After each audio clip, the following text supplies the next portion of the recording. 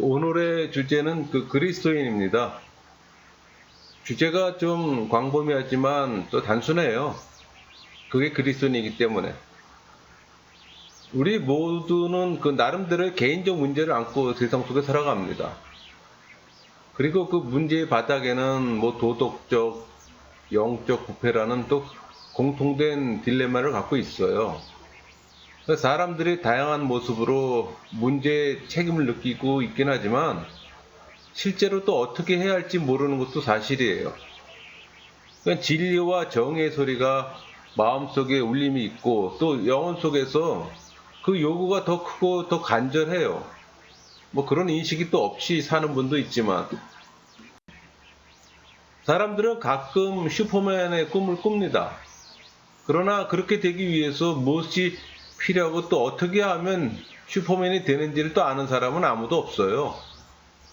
또 이런 생각은 또 항상 가질 수 있는 환상이기도 합니다. 그러면서 우리는 자기 성취와 또 자아인식 그리고 또 자기 만족등을 또 추구하며 또 진실함, 정의, 또 공동체 리더가 가져야 할 것을 또 잃어버리곤 합니다. 그러니까 진리와 정의가 소멸되면서 또 좌절하며 또 세상에 굴복했고 또 부도덕과 불법 그리고 또 비윤리적이고 무책임한 행위로 인해 또 우리의 이상까지도 잃어버리고 또 많은 경우들이 많이 있습니다. 그래서 슈퍼맨을 상상하는지도 몰라요. 오늘의 세상은 과학적으로 진보했지만 도덕적으로나 영적으로는 퇴보하고 있습니다.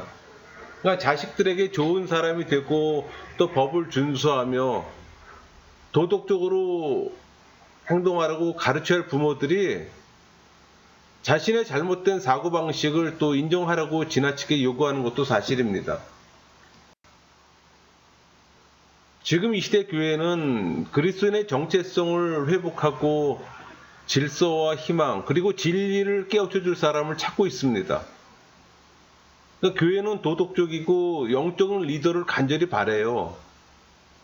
그런 리더는 세속적인 타락에도 불구하고 여전히 성경적 가치와 행동 그리고 정직한 성품을 지키려고 하는 사람들에게 또 선구자의 역할을 또 감당해 나갈 겁니다.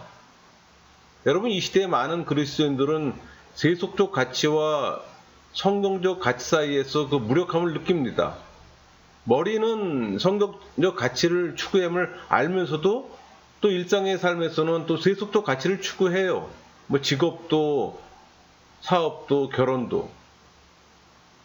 그러니까 예수님을 믿는 미혼자가 가난한 신자보다 부유한 불신자를 선택하는 또 나약하고 무력함에 또 빠져 있습니다.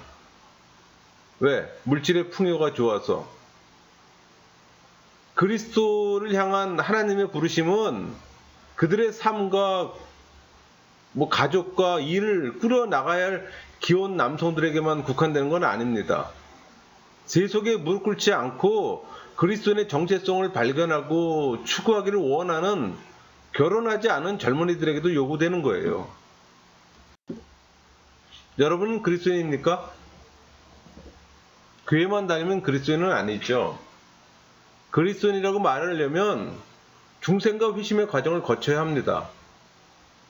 그러면 예수의 믿음으로 하나님을 사랑하게 되고 또 말씀의 순종이 수반되는 삶을 살게 되는데 그런 사람을 우리는 보통 그리스도인이라고 얘기합니다.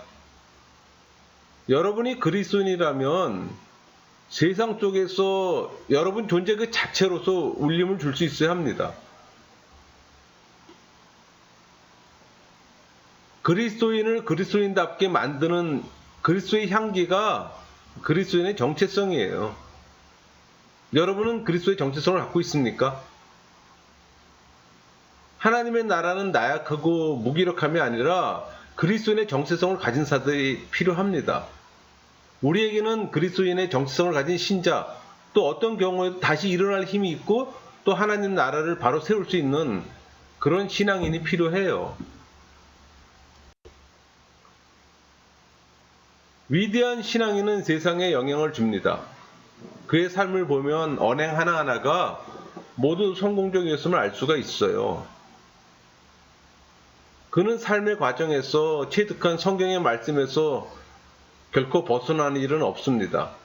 하나님 앞에서 온전한 모습을 보여주기 위해 개인적으로 노력을 기울였기 때문에 그는 위대한 거예요. 무엇이 되려고 하든 간에 하나님이 되기 위해서는 집중해서 노력하는 자세가 필요합니다. 신앙인의 시작 단계는 하나님을 아는 지식 습득입니다. 그 지식을 이해하고 또 삶에 적용하는 게 지혜예요. 또 이것이 응용된 지식이고 또 지혜고, 그 다음 단계가 체득이고 마지막 단계는 실천이에요. 그러니까 우리는 무엇인가를 알고 이해할 수 있으며 또 한두 번 정도는 성공적으로 그것을 실행할 수 있어요. 그러나 온전한 성공은 같은 것을 매일 반복해서 실행하는 능력에 달려 있습니다. 그래서 성경 연구가 필요하고 묵상이 필요하고 하나님과의 친밀함이 필요한 겁니다. 신앙인의 삶의 목표는 구원에 이를 때까지 사는 것만이 아니에요. 구원에 이른 삶을 유지하는 것이 목표입니다. 그러기 위해서 하나님과 함께 생활하며 그리스도인의 정체성을 확립하고 실현하는 겁니다. 여러분, 명예는 어느 순간에 오지만 하나님과의 친밀함이 요구되는 신앙의 위대함은 오랜 시간이 걸려요. 믿음의 사람은 오랜 시간 동안 그 시간이 무엇을 제공하는 것에 상관없이 성취한 것을 유지하는 사람입니다. 여러분, 인간의 영혼 속에는 여러분의 삶을 해롭게 할 수 있는 죄의 경향성이 있어요. 종교인들이 이 죄의 경향성에 지배를 받아 세속적인 가치관을 믿고 있고 또 그것을 지나치게 고수하고 있어서 잘못되었다는 것을 인정하고 변하기보다 차라리 그 잘못된 상태에 머물러 있으려고 합니다. 그러나 변화하는 때가 반드시 있어요. 여러분, 변화를 거절할 때 영벌이 기다리는 겁니다. 영적 권위자가 틀렸다고 말을 했을 때 틀렸다고 되풀이하면 그것은 틀린 겁니다. 그런데 수용하지 않아요. 마치 증명된 적이 없는 그 진화론을 믿으면서도 하나님의 그 창조를 거부하는 것처럼. 바른 신앙생활을 하려면 성령이 주는 예수의 믿음을 가져야 합니다. 예수 그리스도를 아는 지식이 없는 믿음은 가짜 믿음이잖아요. 여러분이 소유한 믿음이 여러분의 삶의 모양을 만들어요. 예수의 믿음이 판단과 선택의 근본이 되기 때문에. 여러분, 예수의 믿음은 행위와 성품과 운명을 결정하는 근거가 됩니다. 잘못된 행위는 잘못된 믿음에서 나오는 거예요. 어리석은 사람들은 죄를 지으면서 드러나지 않는다고 믿어요. 드러나면 재수가 없다고 말합니다. 또 중독자들은 그 행위가 기분이 좋아진다고 믿어요. 또 동성연애자들은 자기들이 원래 그렇게 태어났다고 믿어요.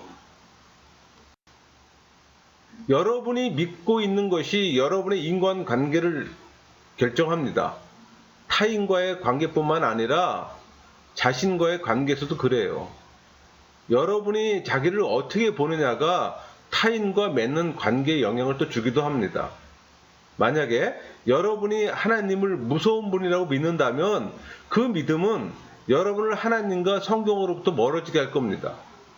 그러나 하나님을 구원자요 섭리주라고 믿는다면 여러분은 또 그분과 함께 가까워질 겁니다. 여러분, 신앙생활은 한마디로 믿음의 여정이에요. 왜냐하면 믿음은 현재 보이지 않는 일이 장차 일어날 것이라고 믿고 있기 때문에. 그래서 히브리서 11장 1절에 믿음은 바라는 것들의 실상이요 보이지 않는 것들의 증거니라고 얘기하잖아요. 현재 보이지 않는 일이 장차 일어날 것이라고 믿는다는 점에서 두려움도 마찬가지예요. 두려움도 마찬가지로 이 믿음의 연장이라고 할 수가 있습니다. 신앙생활과 이 두려움에 대한 정의는 같아요. 두려움이 부정한 것을 끌어들이는 반면에 신앙은 긍정적인 걸 끌어들입니다. 결국 끌어들인다는 면에서는 같다는 얘기예요. 두려움이나 신앙이나. 그러니까 여러분이 믿는 것은 그것이 진실이든 아니든 여러분에게는 여러분이 믿고 있는 그대로입니다. 만약에 그렇다고 믿기만 하면 그것이 진리인지 비진리인지 또 감각적인지 혹은 환상인지 그런 것은 하등의 문제가 되지 않아요. 어떤 사람은 언젠가는 크게 한탕할 날이 오리라고 믿으면서 평생 투기와 도박을 합니다.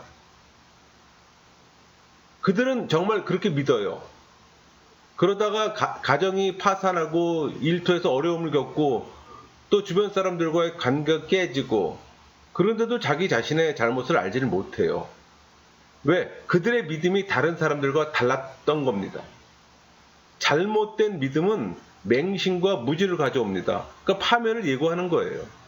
여러분, 종교인들 중에 상당수가 이 잘못된 믿음으로 맹신과 무지의 늪에서 벗어나지 못하는 분들이 교회 안에 넘칩니다.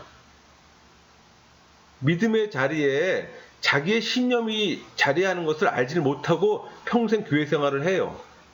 그러면서 장로가 되고 권사가 되고 목사가 되어도 그걸 알지 못하는 거예요. 제 속에는 쾌락을 추구하며 또 남을 속이며 많은 사람들과 성관계를 갖는 것이 멋지게 산다고 또 즐겁다고 이 믿는 멍에를 맨 사람들은 천박한 관계에 또 짐을 지고 살아갑니다. 이 관능적 성적 경험을 좋게 생각하는 그들은 만족할 수 없는 또 욕망의 멍에를 메고 있어요. 그러나 그것은 영혼의 부여와 평화와는 거리가 먼 건데, 여러분은 설교를 들을 때 아멘하고 화답하잖아요. 찬양할 때는 박수로 반응합니다. 이런 행위는 이 믿음에서 나오는 반응이에요. 그러니까 예배하고 기도하는 것은 신앙의 행위입니다. 근데 이 신앙은 실체예요. 지금 여러분의 신앙을 바르게 하세요. 필요할 때 가서 수종하지 말고 시험 당할 때를 준비하세요. 어떻게 보면 그것은 보험과도 같아요. 여러분 보통 보험회사에서 병든 나오면 보험 가입이 안 되잖아요. 지금 건강할 때 들어둬야 합니다. 지금이 그때입니다. 그러니까 여러분의 믿음대로 살면서 신앙을 키워가세요. 그러니까 하나님을 향한 여러분의 믿음보다 중요하고 한층 더 위대한 믿음이 있습니다. 그게 바로 하나님이 여러분을 향해 갖고 계신 믿음이에요. 우리는 사랑이란 말을 너무 쉽게 남용합니다. 사랑은 모든 것을 마음대로 하는 패스포트는 아니잖아요. 여러분, 진정한 사랑에는 제한이 있어요. 사랑은 악을 행치 않습니다. 반대로 욕심은 끝없이 악을 행해요. 사랑과 욕심 사이에는 영혼만큼의 차이가 있습니다. 사랑은 성령의 성품이잖아요. 반면에 소욕은 세상의 마음이에요. 만약 여러분이 사랑의 사람이고 사랑이신 하나님을 섬긴다면 우리 안에는 하나님의 사랑은 절제된 행위로 나타날 겁니다. 그래서 사랑은 절제된 행동을 합니다. 하나님을 향한 사랑이 악한 행위를 제한해요. 또 종교는 사회 행동을 또 제한하기도 합니다. 여러분, 종교의 도덕 기준이 부담스러워 많은 사람들이 종교를 멀리하거나 의도적으로 종교의 힘을 낮추려고 노력합니다. 그래야 마음껏 소유하고 그 소유를 채우고 또 자유롭게 살아갈 수 있다고 생각하기 때문에. 우리 누가복음 15장 11절부터 32절까지 그 예수님 비유에 탕자 비유가 나오잖아요. 그러니까 이 탕자의 환경은 거의 동물 수준으로 전락했습니다. 돼지가 먹는 그 지엽 열매를 먹는 상황까지 내려갔잖아요. 왜 그에게 그런 환경이 주어졌을까요? 우리 그 과정을 들여다보면 그 첫 단계는 독립에 대한 열망이었습니다. 그는 아버지 기준에 맞춰 살고 싶지 않았고 또 아버지에게 예속되는 것도 원치 않았어요. 아버지라는 이 존재의 구속에서 벗어나자마자 탕자는 온갖 도덕적, 윤리적 제한으로부터 자유로움을 얻었던 겁니다. 그러나 그 결과가 타락한 삶으로 전락했잖아요. 여러분, 우리도 바른 길을 잃고 탈선하면 대가를 치러야 되는 겁니다. 저급한 삶일수록 언제나 그 값은 비싸게 치러집니다. 하나님이 인간을 만드실 때 육신의 오감과 함께 영혼의 감정을 주셨습니다. 아담이 이 세상의 모든 피조물에 각각 이름을 지어준 걸 볼 때 틀림없이 인간의 영혼에는 극도의 강력한 힘이 있었을 겁니다. 그러니까 하나님이 주신 감정은 오감을 능가하며 그보다 더 힘이 있었어요. 그것이 하나님의 창조물인 인간 안에서 그분의 특성을 개발해 나가는 능력이기 때문에 여러분 이뤄야 얻는다는 그 원리는 우리 십자가를 통해서 많이 배워왔습니다. 생명을 잃으면 여러분은 영생을 얻을 겁니다. 생명을 얻으려고 찾으면 생명을 잃게 될 것이고 성경은 겸손의 축복을 부른다고 가르쳤습니다. 여러분 초대교회 때도 수적 증가에 앞서서 수적 감소가 먼저 일어났어요. 우리 누가복음 6장 38절에 주라 그리하면 너에게 줄 것이니 이런 말씀이 있습니다. 여기서 주라라는 이 명령형은 다른 사람들의 가난을 구제하기 위해 공급할 수 있는 모든 걸 주란 뜻이에요. 또 받기를 바라기 이전에 먼저 베푸는 사람이 되라는 말입니다. 이것은 사랑의 구체적인 행위를 가리켜요. 그러니까 이 모든 것을 볼 때 우리는 비워야 얻는 겁니다. 서슴없이 베푼 모든 사람에게 마지막 날 하나님께서는 은혜와 영광으로 갚아주시기 때문에 여러분 하나님이 이스라엘 백성을 약속의 땅으로 인도하라고 애쓸 때 그들은 육체의 소욕과 타협했습니다. 하나님이 그들을 가나안으로 데리고 왔지만 이스라엘 백성들의 마음은 여전히 계속 이집트 애굽을 향하고 있었어요. 끝까지 견디기보다 굴복하기가 더 쉬웠습니다. 그러니까 이스라엘 백성들 중 단 2명 여호수아와 갈렙만이 가나안에 들어갈 만한 신앙을 갖고 있었잖아요. 이들은 쉽지 않았지만 신념을 굽히지 않았어요.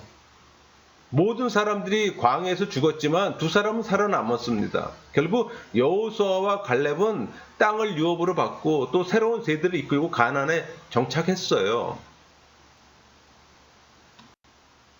여러분 육체의 소욕을 누를 수 있는 용기를 가지세요. 내적으로 이 죄의 경영성과 외적으로의 세속의 세력과 여러분 싸워야 합니다. 죄와 세속과 타협하지 않기를 작정해야 됩니다. 그러니까 주변 사람들이 모두 쉬운 길을 택하고 싶어 하는데도 여러분은 기꺼이 십자가의 길을 가도록 노력해야 된다는 얘기예요. 만약 그렇다면 하나님은 여러분을 하나님의 사람으로 지목하실 겁니다. 무슨 얘기인가 하니 신앙인으로 세운다는 말이에요. 여러분의 영혼이 순수한데 행위가 부도덕한 사람은 없어요. 여러분 남녀간의 만남 없이는 유혹도 없습니다. 사람들은 먼저 세속과 친해지면 그것과 간음하도록 유혹을 받아요. 여러분 바르지 못한 생각이 부도덕한 행동을 낳습니다. 가나안 땅에 들어간 이스라엘 백성들이 가나안의 우상을 알고 친해지고 유혹받아 숭배하게 되는 것처럼 여러분 우리 그 민수기에 발람과 발락 얘기 잘 알잖아요. 그 발람은 원래 그 메소포타미아 지역의 이방인 선지자였잖아요. 그가 이스라엘에 대한 그의 메시지는 사실 하나님의 축복이었습니다. 그러나 그 모압 왕 발락은 계속 돈을 그를 유혹하면서 이스라엘을 저주하도록 유혹했고 또 돈의 유혹에 이 발람은 그 유혹을 떨치지 못한 채 또 마음을 갈피를 잡지 못했습니다. 그러니까 이 발람은 이 발락 왕의 제의를 갈망하며 또 바라보았어요. 마치 우리가 창세기에서 그 소금 기둥이 되었던 롯의 아내처럼. 그럼 발람은 그것을 너무나도 갈망하며 바라보았던 겁니다. 여러분 머뭇거리는 것과 갈망하는 것은 다릅니다. 머뭇거리는 것이 기다리는 거라면 갈망하는 것은 강하게 원하는 거예요. 차이점은 좋아하는 정도가 다르다는 겁니다. 결국 발람은 선지자 본물을 잊고 왕의 재물을 탐하면서 그 모압 여인으로 하여금 이스라엘 백성들을 유혹하게 하고 유혹하라고 왕에게 조언했잖아요. 그 결과 이스라엘은 힘이 약해져서 이 발락의 군대가 이스라엘의 군대를 치는 듯 빌미를 제공하기도 했고 결과는 어떻게 됐습니까? 그 발람의 부도덕에 대한 하나님은 역병과 칼에 또 죽음으로 보응했잖아요. 우리 그 다니엘서에서 또 볼 수가 있는 예가 있습니다. 그 다니엘과 그의 세 친구들은 담대함을 가진 믿음의 사람들이었잖아요. 그들은 바벨론 왕 그 느부갓네살에 대한 그 불복종에 연루되어서 그들의 지위, 특권, 그들의 삶을 포함한 모든 걸 다 잃어버렸습니다. 여러분, 그들이 도대체 무슨 용기를 가졌기에 타는 불 속에서 죽는 것이 하나님을 부인하는 것에 비하면 아무것도 아니라고 왕에게 말할 수 있을까요? 그들에게는 하나님의 명예가 목숨보다 더 중요했던 겁니다. 우리 사복음서에서 예수님이 사탄으로부터 돌을 빵으로 바꿔보라는 시험을 받았을 때 예수님은 그렇게 하기를 거절했잖아요. 하나님이 주신 능력을 자기의 이익을 위해 사용하라는 시험이었기 때문에 그것은 소욕이라고 불리거나 또 다른 사람들에게 유익한 것을 자신을 위해 턱없이 탐내는 거나 마찬가지입니다. 여러분이 실천하지 않는 것을 남에게 말하는 것 또한 부도덕하기는 마찬가지입니다. 특히 목회자에게 해당되는 말이기도 해요. 자기가 말한 대로 실천하려고 노력하는 사람들이 있어요. 더 정확하게 말하면 우리는 자기가 실천하는 것을 말해야 합니다.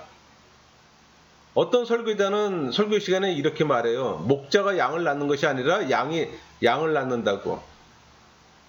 그건 무슨 얘기인 거 아니? 불신자 전도는 교인이 할 일이지 목회자가 할 일이 아니라는 의미에서 말했을 겁니다. 맞는 말 같지만 그 설교자에게는 회피의 말입니다. 자신을 하기를 꺼리면서 교인에게 하라고 말하는 것에 대한 변명에 지나지 않아요. 여러분, 사도 베드로나 위대한 설교가 찰스 스펄전 목사나 마틴 로이드 존스의 설교는 많은 불신자를 회심시켰습니다. 회심시키지 못하는 설교는 설교가 아니에요. 설교의 본질은 복음을 전하는 겁니다. 불신자건 종교인이건 그 복음 설교를 통해 회심의 역사가 일어나야 하는 겁니다. 그래서 설교하기가 두렵고 어려운 거예요. 그래서 설교 원칙에 도덕적 설교, 윤리적 설교, 인물적 설교, 교훈적 설교를 하지 말라는 겁니다. 그런 설교는 복음이 아니기에.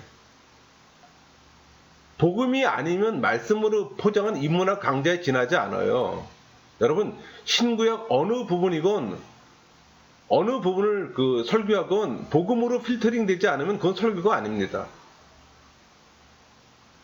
참 설교는 회심의 역사가 일어납니다. 참 설교가 선포되지 않는 예배는 아무 의미가 없음도 기억하세요. 여러분이 복음이 무엇인지 바르게 인지하고 성령의 역사를 경험하면서 믿음 생활을 한다면 참 설교를 여러분들이 구분할 수 있습니다. 만약 그런 구분이 없다면 여러분의 구원을 점검하세요. 성령의 내주하심을 점검하라는 말씀입니다. 여러분, 성령이 내 안에 내주하면 복음적인 설교를 듣지 않으면 가슴에 답답함을 느끼고 그 자리에 앉아있기가 힘들어요.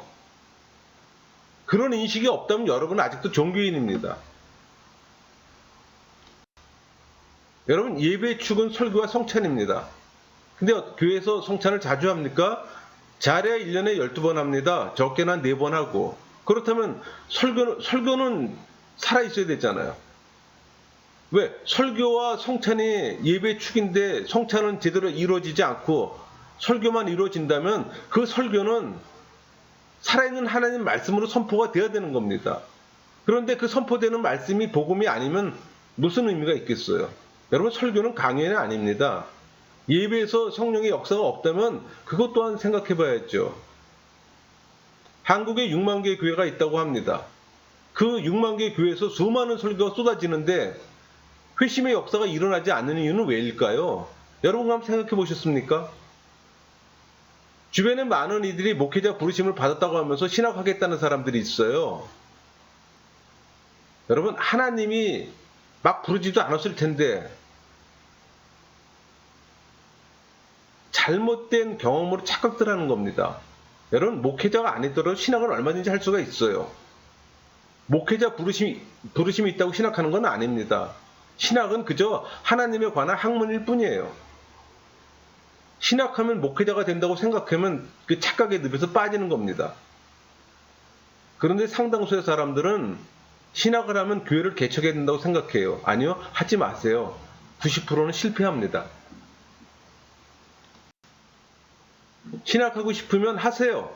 그 대신 교회 개척한다고 하지 마세요. 하나님을 아는 지식을 키워가는 것으로 만족하면 되잖아요. 꼭 교회 개척해야 하나요? 교회가 넘치잖아요. 여러분, 하나님이 목회자를 콜링했다 해도 피해야 합니다. 대다수의 사람들이 깊은 착각 속으로 다이빙해요. 그러나 그걸 깨달았을 때는 늦었습니다. 오히려 하나님이 원하시지 않는 잘못된 삶을 살게 된다는 겁니다. 조금 솔직해 볼까요? 종교가 타락하면 예배당과 목회자가 많아집니다. 종교 역사가 그것을 증명했어요. 지금 한국의 교회는 타락의 길에 들어선 지 오래됐어요. 여러분도 쉽게 볼 수 있잖아요. 크고 작고의 문제가 아니에요. 크면 큰 대로 작으면 작은 대로 부패하고 있어요. 왜? 종교인들의 모임이기에 그저 종교 생활을 하는 것이잖아요. 종교 생활하고 믿음 생활에는 엄청난 차이가 있습니다. 그것을 알려면 성령 세례 받은 그리스도인이 되어야 합니다. 여러분, 신앙인의 공동체에서는 부패의 모습을 볼 수가 없어요. 신앙인의 공동체는 회심이 일어나고 영적 부흥이 일어납니다. 하나님의 이름으로 포장하지 맙시다. 영적 미사오구 사용해서 덮어질 상황이 아니에요. 종교로 장사하는 사람들 많습니다. 왜 그럴까요? 종교가 타락했기 때문에. 종교인들이 범람하기에. 그래서 종교 장사가 잘 되는 겁니다. 교회라는 이름으로 부동산 사들이고 세습하고 목회자가 사회 문제 야기하고 제가 더 나열하면 덕이 안 될 것 같네요. 그런데도 종교가 타락하지 않았다면 타락하지 않았다고 주장하면 그건 영적 분별력의 문제가 되는 거죠. 그래서 목사라는 직업은 피할 수 있을 때까지 피한 다음 더 피할 수 없을 때까지 몰리면 그때 하는 게 목사입니다. 왜? 부르심의 선별 작업이 필요하기 때문에. 여러분 각자의 개인의 구원을 점검하시고 확신이 설 때까지 고민하세요. 개인의 구원이 중요합니다. 멋진 종교인이 되려고 예배당에서 수고하지 마세요. 신앙인의 확신에 매진하세요. 여러분, 구원의 길은 좁아요. 그것을 깨달아야 합니다. 여러분의 영혼이 선과 악을 인식하도록 깨어 있는 것은 힘든 일지도 모릅니다. 여러분이 종교인인지 신앙인인지 알 수 없기 때문에. 인식하고 있어도 또 악에 대한 선한 삶을 영위하기는 그보다 훨씬 더 어렵습니다. 우리는 어려운 때를 살고 있어요. 신앙인이 살기에는 이 세속의 영역이 너무 큽니다. 그 안에는 불신자, 종교인, 신앙인이 뒤섞여 살고 있잖아요. 그러나 교회 생활에 대한 바른 인식이 있는 사람은 그럼에도 불구하고 여전히 성공할 가능성은 많습니다. 여러분, 그리스도인은 하나님의 선한 대리인입니다. 여러분의 빛을 빛나게 하세요. 여러분 주변에 울림이 있어야 합니다. 여러분이 영혼의 어두운 밤에 오래 있었다면 나올 때가 됐습니다. 지도하세요. 밤이 어두울수록 빛은 더 밝잖아요. 오랜 시간 어두움에 있었다면 그 어두움에서 나올 때 여러분은 은혜의 폭포수를 경험할 겁니다. 그 어둠에서 나와도 이 은혜 속에 살아가는 것 자체도 축복이에요. 나오는 것도 축복이지만 그 은혜의 삶 속에 살아가는 것도 축복입니다. 왜? 성령님이 그렇게 인도해 주기 때문에. 성령의 인도를 받는 그 삶이 진정한 신앙인의 삶이기 때문에 축복이잖아요. 어느 사람은 성령의 내주함도 경험하지 못하는데 그 성령의 인도함을 계속 받으며 산다는 것 자체는 택한 사람이에요. 또 그는 그리스도인이고. 여러분 모두가 진정한 그리스도인 되기를 소망합니다. 마치겠습니다.